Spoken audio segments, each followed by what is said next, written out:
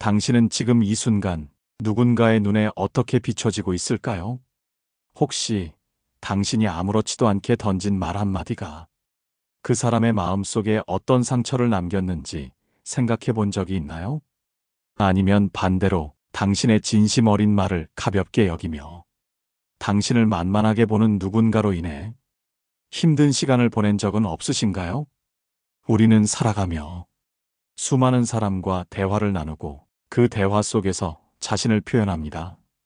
그런데 그 표현이 때로는 우리의 가치를 낮추고 심지어 관계에서 약자의 위치에 서게 만들기도 합니다.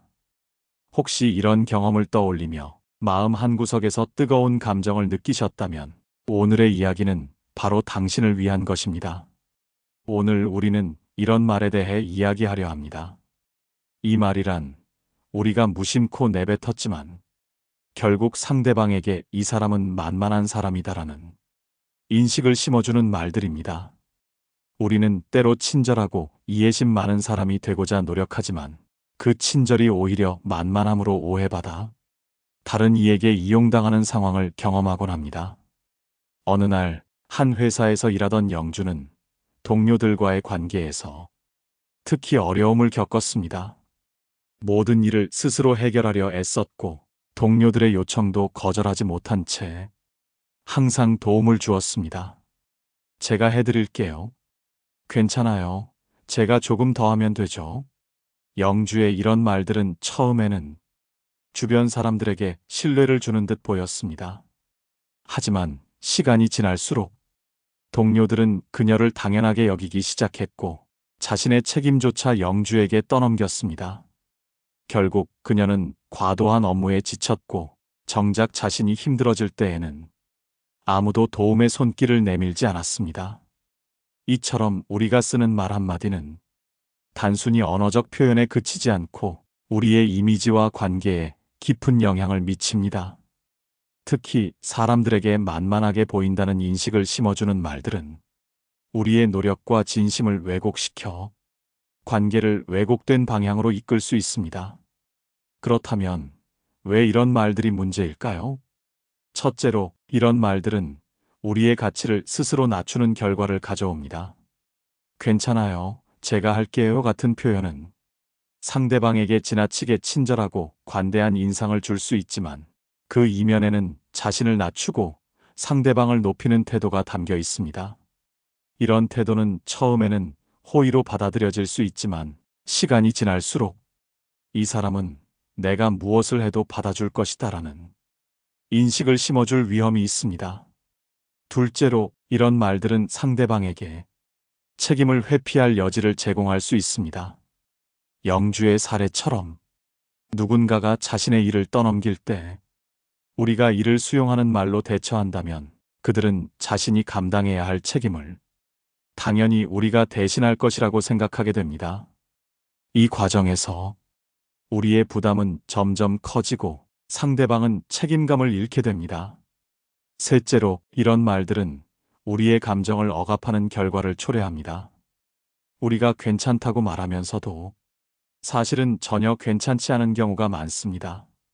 그러나 그 말을 통해 우리의 감정을 숨기고 상대방에게는 우리의 불편함을 느낄 기회를 주지 않게 됩니다. 결국 이 모든 억압된 감정들은 어느 순간 폭발하거나 우리를 더욱 소극적이고 위축된 상태로 몰아가게 됩니다. 이번 방송에서는 이런 말들이 어떻게 우리를 만만하게 보이게 만들고 그로 인해 어떤 결과가 초래되는지 더 구체적으로 알아보려 합니다. 그리고 이 과정에서 우리가 어떤 태도와 언어를 통해 스스로의 가치를 지키며 건강한 관계를 유지할 수 있는지에 대해 논의할 것입니다. 이번에는 앞서 언급한 사례와 비슷한 경험을 한 다른 청취자의 이야기를 통해 이 주제를 더 깊이 탐구해 보겠습니다. 이번 사연은 경희라는 분의 이야기입니다. 경희는 대학 시절부터 주변 사람들에게 항상 친절한 친구로 통했습니다. 어떤 부탁이든 쉽게 거절하지 못하는 성격 탓에 그녀는 친구들 사이에서 언제든 의지할 수 있는 사람으로 여겨졌습니다. 하지만 시간이 지나며 그녀의 배려심 많은 태도가 친구들에게 어떻게 받아들여졌는지는 전혀 다른 결과를 낳았습니다. 경희는 대학 과제에서 팀플을 할 때마다 자신의 몫을 넘어선 일까지 도맡아 했습니다. 다른 친구들이 경희라면 잘 해줄 거야라며 자신의 할 일을 떠넘기기 시작했을 때도 경희는 아무런 불평 없이 그 모든 일을 처리했습니다. 처음에는 그녀의 노력과 희생을 고마워하는 듯 보였지만 점점 친구들은 이를 당연하게 여기기 시작했습니다. 그리고 어느 날 경희는 친구들과의 대화에서 충격적인 말을 듣게 됩니다. 경희는 왜 항상 자기 주장이 없어? 솔직히 너무 착한 척하는 거 아니야? 그 말을 듣는 순간 경희는 자신이 어떻게 평가받고 있는지 깨닫게 되었습니다. 그녀의 진심은 존중이 아니라 가벼운 농담과 무시로 돌아왔습니다. 자신의 호의를 악용당하고 오히려 평가절하당하는 상황은 그녀에게 큰 상처로 남았습니다. 이 사례에서 우리는 자신의 친절함이 때로는 관계에서 어떤 부작용을 낳을 수 있는지 분명히 알 수 있습니다.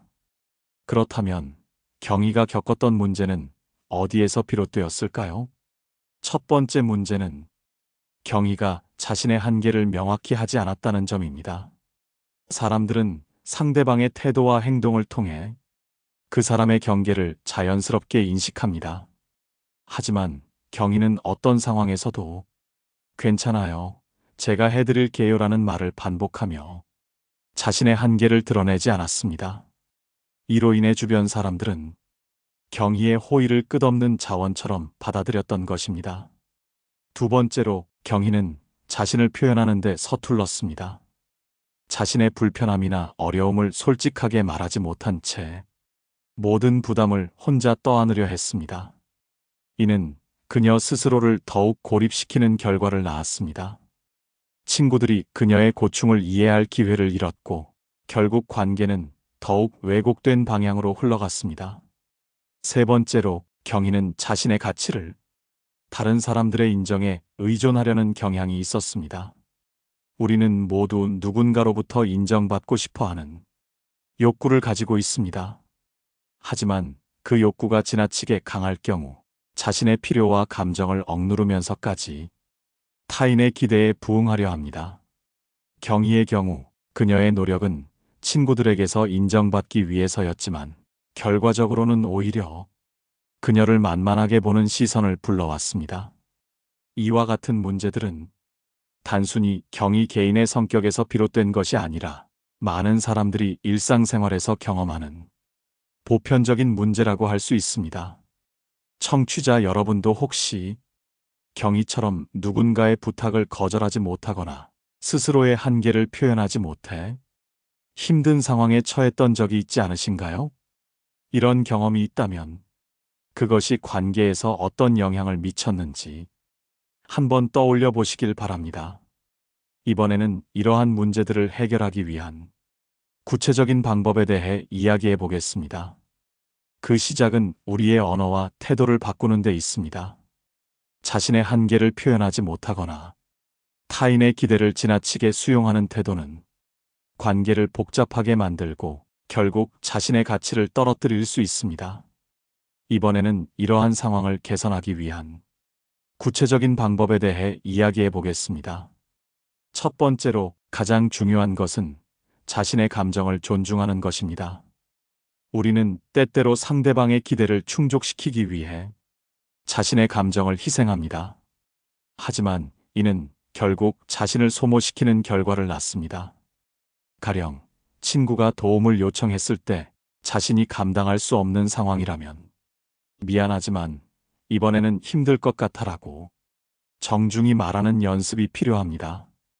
처음에는 어색하게 느껴질 수 있지만 스스로의 감정을 존중하는 이러한 태도는 자신에게 건강한 경계를 설정하도록 도와줍니다.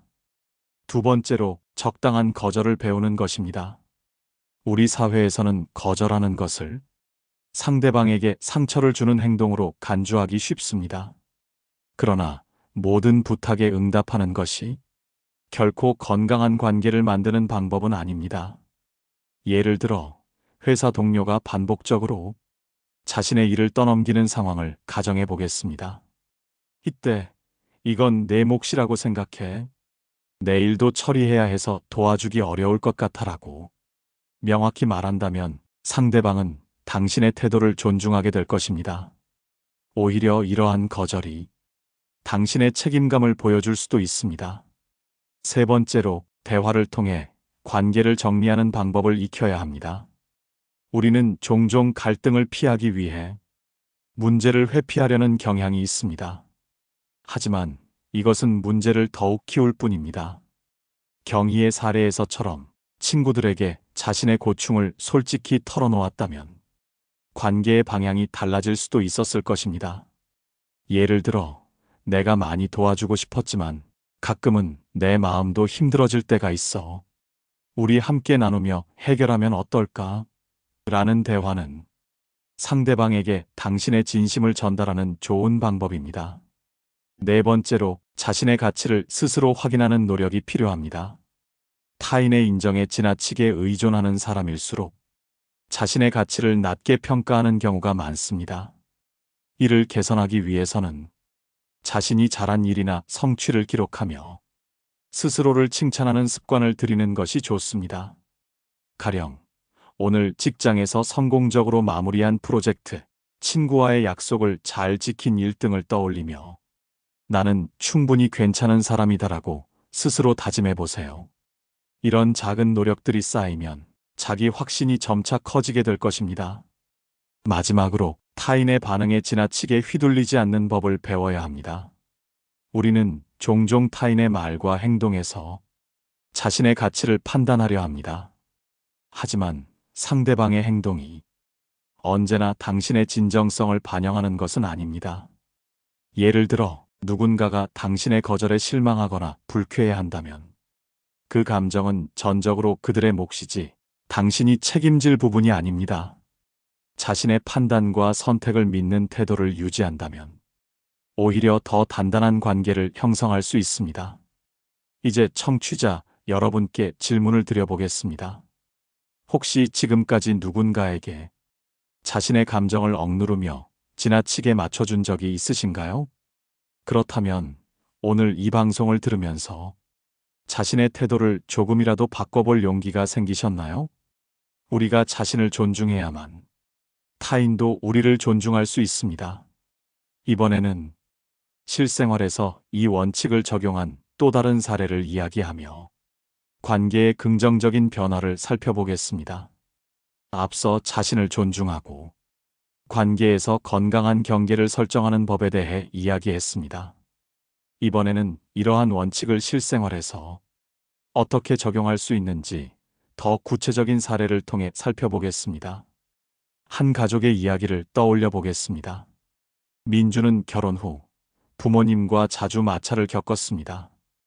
특히 명절마다 양가를 오가는 문제로 부모님과 아내 사이에서 고민하던 민주는 항상 부모님의 요구를 우선시했습니다. 부모님이 아내가 조금 더 희생하면 되는 거 아니냐라는 말을 할 때도 민주는 침묵하거나 애매하게 웃으며 상황을 모면했습니다. 아내는 점점 지쳐갔고 결국 명절이 다가올 때마다 심한 스트레스를 호소하기 시작했습니다. 어느 날 아내가 민준에게 조용히 말했습니다. 나는 민준이 부모님을 존중하는 태도를 이해해. 하지만 나는 항상 내 입장을 희생해야 하는 것 같아. 우리 둘의 관계는 어떻게 되는 걸까? 아내의 말은 민준에게 충격을 주었습니다. 민준은 그제야 자신이 부모님의 요구와 아내의 감정 사이에서 아무런 입장도 취하지 않았다는 사실을 깨달았습니다. 그 이후 민준은 작은 변화부터 시작하기로 했습니다. 부모님께 전화드려 이번 명절에는 아내와 함께 시간을 보내고 싶습니다. 그동안 부모님께 잘하려고 노력했지만 아내에게도 마음을 더 써야 할 것 같아요 라고 말했습니다. 부모님은 처음에는 불만을 표했지만 민준이 진심 어린 태도로 대화를 이어가자 점차 그의 결정을 존중하게 되었습니다. 그 결과 민준의 아내도 그를 더욱 믿고 의지하게 되었고 부부관계는 눈에 띄게 좋아졌습니다. 민준의 사례는 가족 간의 관계에서 중요한 교훈을 제공합니다. 우리는 때로 자신의 입장을 명확히 밝히지 못해 타인의 기대와 요구에 끌려다니곤 합니다. 그러나 관계에서 중요한 것은 모두의 감정을 존중하며 균형을 찾는 것입니다. 다음으로 또 다른 사례를 살펴보겠습니다. 지민은 직장에서 동료들과의 관계에서 늘 양보하는 태도를 취했습니다. 동료들은 종종 지민에게 "이거 네가 좀 맡아줄래? 내가 하면 빨리 끝날 것 같아라는 말을 했고 지민은 거절하지 못하고 모든 일을 떠맡았습니다. 처음에는 동료들이 자신을 믿고 의지한다고 느껴 기뻤지만 점차 일이 과중되면서 지민은 자신의 업무를 제대로 처리하지 못하게 되었습니다. 어느 날 상사가 지민을 호출해 말했습니다. "지민 씨, 요즘 일이 많아 보이네요. 하지만 정작 자신의 업무는 조금 소홀한 것 같아요. 괜찮은 거죠?" 이 말을 들은 지민은 충격을 받았습니다. 자신은 최선을 다했다고 생각했지만 결국 자신의 책임을 다하지 못한 사람이 되었다는 사실에 크게 실망했습니다. 그날 이후 지민은 동료들과의 대화를 조정하기로 했습니다. "이 일은 네가 맡아줬으면 좋겠어. 내 업무도 꽤 많아서 말이야라고 말하기 시작한 것입니다. 처음에는 동료들이 당황한 듯 보였지만 지민의 의사를 이해하고 자신의 일을 스스로 해결하기 시작했습니다. 지민의 변화는 그가 동료들에게 명확한 경계를 설정한 결과였습니다. 타인의 기대에 무조건적으로 따르는 것이 늘 긍정적인 결과를 가져오지 않는다는 것을 깨달은 그는 이후 직장에서 더 건강하고 효율적인 관계를 맺을 수 있었습니다. 청취자 여러분, 지금 여러분의 삶에서도 민준이나 지민의 상황과 비슷한 일들이 벌어지고 있지 않나요? 누군가의 요구에 자신을 지나치게 맞추며 정작 중요한 것을 놓치고 있지는 않은가요? 만약 그런 경험이 있다면 지금부터라도 작은 변화를 시도해 보세요. 관계는 서로를 존중할 때 비로소 더 깊어지고 건강하게 유지될 수 있습니다. 누군가에게 너무 맞추거나 희생하는 태도가 어떻게 관계를 왜곡시키는지 살펴보겠습니다. 수연은 오랜 친구인 혜진과의 관계에서 항상 자신의 감정을 숨기고 혜진의 기분을 우선시했습니다. 혜진은 종종 자신의 고민이나 불만을 털어놓았고 수연은 항상 경청하며 위로했습니다. 하지만 혜진은 수연의 이야기를 잘 들어주지 않았습니다. 심지어 수연이 자신의 어려움을 얘기할 때조차 "내가 너무 예민한 거 아니야?" 혹은 "그래도 나는 더 힘들어라며 대화를 끊곤 했습니다. 수연은 이런 관계가 점점 힘들어졌습니다. 그러나 오래된 친구를 잃고 싶지 않다는 마음에 불편함을 표현하지 못했습니다. 그러던 어느 날 혜진과의 대화 중 수연은 자신의 감정을 솔직하게 털어놓기로 결심했습니다. "혜진아, 나는 내가 힘든 이야기를 할 때 늘 진심으로 들어주려고 해. 그런데 가끔은 내가 이야기할 때도 조금만 더 내 마음을 이해해주면 좋겠어." 혜진은 당황했지만 수연의 말에 귀를 기울였습니다. 그날 이후 혜진은 수연과의 대화에서 서로를 이해하려는 태도를 보여주기 시작했습니다. 수연의 용기는 오랫동안 유지되던 불균형적인 관계를 더 건강한 방향으로 바꾸는 계기가 되었습니다. 이 사례는 우리에게 중요한 교훈을 제공합니다. 가까운 관계일수록 상대방의 요구를 무조건적으로 수용하기보다는 서로의 감정을 공정하게 존중해야 합니다. 그렇지 않으면 관계는 일방적인 희생으로 변질되기 쉽습니다. 다음으로 우리에게 익숙한 또 다른 사례를 생각해 봅시다. 진영은 회사에서 항상 웃으며 동료들에게 도움을 주는 사람이었습니다. 처음에는 모두가 진영을 좋아하고 따랐지만 점차 동료들은 진영에게 지나치게 의존하기 시작했습니다. 회의 준비, 자료 정리, 심지어는 개인적인 부탁까지. 진영은 거절하지 못하고 모든 일을 떠안았습니다. 그러나 시간이 지날수록 진영은 자신이 점점 소모되고 있다고 느꼈습니다. 어느 날 진영은 마음을 다잡고 동료들에게 이렇게 말했습니다. 도와드리는 건 기쁘지만 저도 제 일이 많아서 우선 제 업무에 집중해야 할 것 같아요. 동료들은 처음엔 당황했지만 진영의 단호한 태도를 이해했습니다. 그 이후 진영은 여전히 친절하지만 자신의 한계를 분명히 하며 관계를 이어갔습니다. 그 결과 그의 업무 능률도 올라갔고 동료들과의 관계도 더 건강해졌습니다. 이 이야기는 우리에게 과도한 친절이 반드시 좋은 결과를 가져오지 않는다는 중요한 사실을 알려줍니다. 진정한 관계는 상대방의 요구를 모두 들어주는 것이 아니라 자신의 한계를 존중하며 균형을 유지하는 데 있습니다. 청취자 여러분, 여러분의 삶 속에서도 혜진이나 진영과 비슷한 상황이 있었던 적이 있나요? 혹시 지금도 누군가에게 맞추기 위해 스스로를 지나치게 희생하고 있지 않은가요? 만약 그렇다면 오늘부터라도 작은 아니오를 시도해 보세요. 그 아니오는 관계를 단절하는 것이 아니라 더 나은 관계를 위한 시작이 될 수 있습니다. 마지막으로 우리는 관계의 본질에 대해 생각해 보아야 합니다. 관계는 결국 서로의 삶을 풍요롭게 하는 데 목적이 있습니다. 하지만 우리가 스스로를 지나치게 희생하거나 상대방의 행동을 무조건적으로 받아들이는 상황이 계속된다면 그 관계는 건강하지 않을 가능성이 큽니다. 한 친구의 이야기를 들어보겠습니다. 지수는 대학 시절부터 친하게 지낸 은정을 늘 배려하며 살아왔습니다. 은정이 힘들어하면 누구보다 먼저 달려가 도와주었고 자신이 해야 할 일을 뒤로 미루면서까지 은정의 문제를 해결해주곤 했습니다. 처음엔 은정도 고마워하며 지수에게 진심 어린 감사를 전했습니다. 그러나 시간이 지나면서 은정은 지수가 항상 자신을 도와줄 것이라는 확신을 가지게 되었습니다. 심지어 사소한 부탁도 당연하게 여겼고 지수가 바쁜 상황에서도 도움을 요청했습니다. 지수가 피곤한 표정으로 거절했을 때조차 은정은 자신이 외면당했다고 느끼며 서운해하곤 했습니다.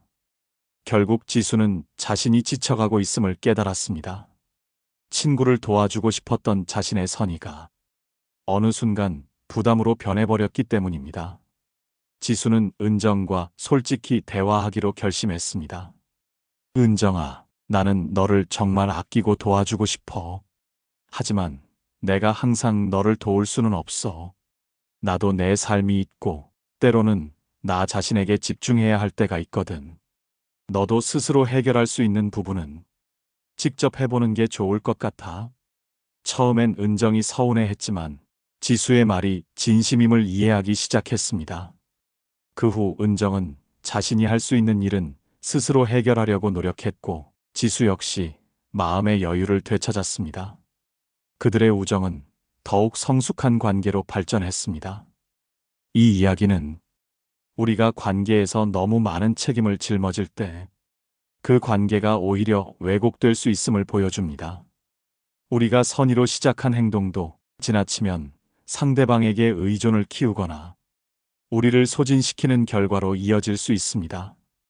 여기서 중요한 교훈은 건강한 관계를 위해 경계를 세우는 용기를 가지는 것입니다.